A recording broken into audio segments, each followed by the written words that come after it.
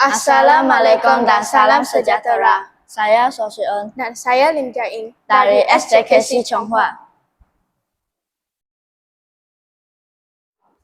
Pada zaman dahulu, ilmu hanya datang daripada buku dan guru. Hari ini, teknologi telah mengubah cara kita belajar. Namun, satu perkara tidak pernah berubah. Ilmu mesti datang dari hati. Hari ini, kita hidup dalam dunia yang penuh dengan teknologi.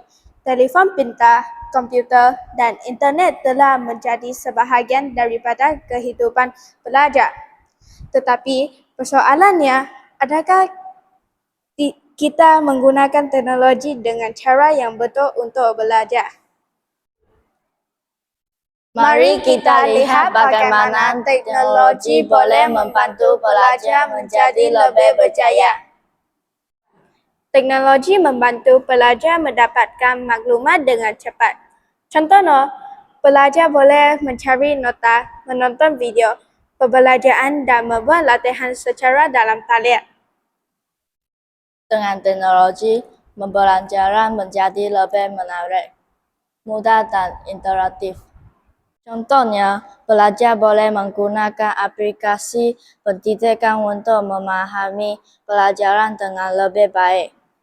Video pembelajaran juga membantu pelajar memahami topik yang sukar dengan cara yang lebih jelas. Selain itu, teknologi juga membantu pelajar belajar secara kreatif dan bekerja sama dengan rakan-rakan. Walaupun teknologi sangat membantu, kita perlu menggunakannya dengan bijak dan berdisiplin. Jangan terlalu lama permainan atau media sosial. Gunakan teknologi untuk menambah ilmu dan meningkatkan kemahiran diri. Teknologi adalah alat yang sangat berguna dalam dunia pendidikan. Jika digunakan dengan betul, teknologi boleh membantu belajar menjadi lebih berilmu, kreatif, dan berjaya. Ingatlah, ilmu di hati, teknologi memperkasa generasi. Terima kasih kerana menonton. Jumpa lagi.